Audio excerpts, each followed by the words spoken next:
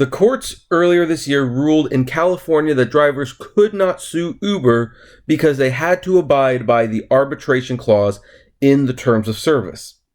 But what happens if Uber isn't following the arbitration rules themselves?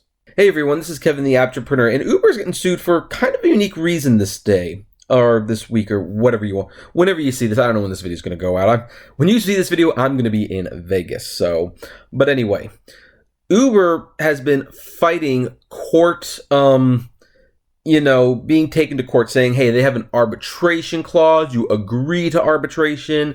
And in California, at one point, the courts finally agreed, I think more than just for Uber, I think for everyone in general, that if employees or independent contractors have a complaint, they have to go through arbitration. And I personally disagree with arbitration. I have always disagreed with arbitration. Arbitration, in my opinion, is just a method with which guilty companies can get away with not being punished. Because oh, no, you agree to do it behind closed doors, we'll get someone, it's no. They're always going to hire someone who has the company's best interest in heart, not yours. Arbitration is, what Penn and Teller would call complete BS. I mean, if that show was still on, I bet you they would actually tackle arbitration as one of their subjects, I think. Obviously, I'm making that reference because I'm going to be in Vegas seeing their show. But anyway, let's look at this Business Insider article where it says 12,000 Uber drivers say the company is refusing to honor the arbitration clause in its terms and conditions. So this is an interesting one. Like thousands of other companies, Uber requires most drivers to sign an arbitration agreement that requires disputes to be resolved directly with the company and not through a court.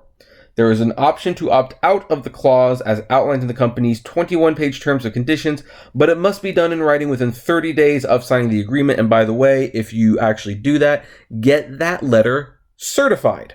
Certify that letter, get a signature confirmation, whatever, because I'll tell you what happens when you don't do that. You mail the letter, they get the letter, and without a certification or signature confirmation required, they throw it away and they say, we never got that letter. So for those of you who ever want to try to opt out of the arbitration, if you're still within that window that you can do it, get the letter certified, just saying. But anyway, now fed up with falling pay and their status as contractors rather than employees, 12,501, I love how it's 501, drivers have filed a lawsuit in California accusing Uber of ignoring their requests for arbitration. The suit was first reported by Motherboard. Of the 300 pages of partners requesting arbitration, the plaintiffs claim only 47 have been appointed arbiters, and only 6 have seen the process move forward. Which, that kind of makes sense, to be honest. Because, yeah, Uber might have this arbitration process, but there's so many complaints about Ubers, I can actually understand why it would take a long time to actually get through all those cases. Of course, that also begs the question, if there's this many complaints, maybe there should be a class action lawsuit allowed if all the complaints are similar or the same in nature. Who knows? Quote, they're not using what they use as a shield as a sword, Stephen Larson, an attorney for the petitioners, told Business Insider. What? They're not using what they use as a shield as a... What? I don't get that sentence, to be honest. We're essentially calling their bluff. This has been the trend for corporations for decades across the country of inserting this clause specifically to block class action lawsuits. Yeah, I agree with that. I agree that this clause has been in there just to prevent class action lawsuits. And I'm not someone who agrees with class action lawsuits. I don't think they do nearly as well as people say they do. In fact, whenever someone says, oh, we need to have a class action lawsuit, that's the first response is, oh yeah, you do that if you don't want anything to change, because they will settle it. Yeah, you can class action lawsuit them, but the lawyers will always settle for a ridiculously low amount compared to what you're going after them from. They will do it because they're going to get, 25% of the winning. So if you send a class action lawsuit to Uber for $300 million, Uber comes hey, we'll give you $50 million. Then the lawyer will settle for it because they will get 25% of that and everyone else will get pennies. The lawyer is incentivized to do that because, 25% of $50 million is a lot of money. That is a lot of money. Would 25% of $300 million be more? Yeah, but the lawyer doesn't care. He's got the next class action lawsuit to worry about. So, but that said, class action lawsuits still cost money because they're still settling on some level. So companies still try to avoid them if possible. And since they can't avoid them by, doing the right thing or not breaking the law, they have to put this arbitration in, which is ridiculous. An Uber spokesperson declined to comment. The case was originally brought as a class action lawsuit in multiple states regarding driver status as contractors. Their complaints in 5 states range from failure to pay minimum wage, lack of overtime compensation, no paid sick leave, and other things that would be required if drivers were considered employees. Quote, the essential issue is whether they're employees or contractors, said Larson, representing the drivers. They're all making the same complaint. Yeah, well, the people who are complaining, they pretty much are making the same complaint. Even the people who don't want to be employees are complaining that the pay is too low, that Uber is way too restrictive. There are people on my podcast who have defended the independent contractor status while at the same time criticizing Uber's control of us, saying that it doesn't feel like we're independent contractors sometimes. So, in order for a request for arbitration to proceed, Uber is responsible for paying a fee to JAMS, one of the largest alternative dispute resolution providers in the country. Quote, it has been more than 3.5 months since the first petitioners served their individual arbitration demands, the suit reads. Yet Uber has refused to pay the necessary fees to commence the administer arbitration in all but a handful of cases. And that is not good. At this rate, the plaintiffs estimate in filings that it would take approximately 10 years before the last petitioner's arbitration even commence. And by the way, in those 10 years, there will be way more complaints. So here's the interesting thing about this. This is actually kind of fascinating. It really is.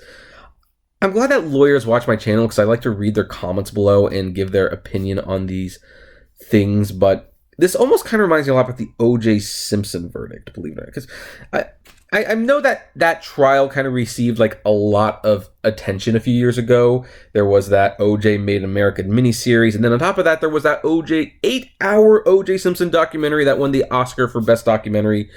Which, by the way, fun story, I actually went to theaters and sat through the whole 8 hours. That was an experience, and the heater just turned on, so that's what that noise is.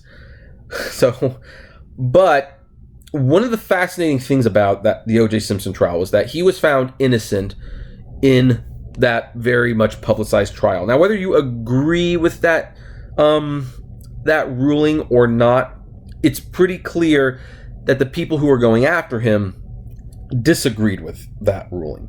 So they couldn't get him on like the big trial. So what did they do? They filed a civil lawsuit against him, and they won that. So the moral of the story being like, okay, we didn't get you in this way, but we're going to get you this way. This is kind of what that looks like to me. People took Uber to court. They wanted to be employers. They wanted to be contractors. The court said no. In fact, the courts enforced the arbitration rule. And then they realize Uber is not holding up their end of the bargain for arbitration. So it's kind of like, yep, the heater. It's like, you mean to tell me we could actually sue you for this now? I mean, we could actually get to you not this way, and this way would be preferable, but we can now get you this way because you wanted this. You wanted this arbitration thing, and you fought for it, and you got it, and now you're not holding up your end of the agreement, so you know what? We're going to sue you for that. It's a special kind of genius/madness. You gotta, lawsuits are an interesting thing. I wish they would not happen unless they were absolutely necessary. I don't know if this is absolutely necessary, but it's clever for a company that... Oh, that's my alarm, sorry. For a company that screws people over so much, screws over their drivers, the drivers have effectively weaponized Uber's own policy. That is kind of interesting, and I will love to see exactly where this goes. And I would also like to know what you guys think of it. Do you agree with this? Are you one of the plaintiffs in this? I would love to know. Comment below, like, favorite, share, subscribe. If you enjoy my videos, consider becoming a Patreon member. It's totally optional, of course, but even as little as $1 a month goes a long way to helping the channel run smoothly. And as always, Fillet responsibly. Have a good one. It is getting warm in here. I know it's noisy, but you know what? On a cold winter's night, it's nice.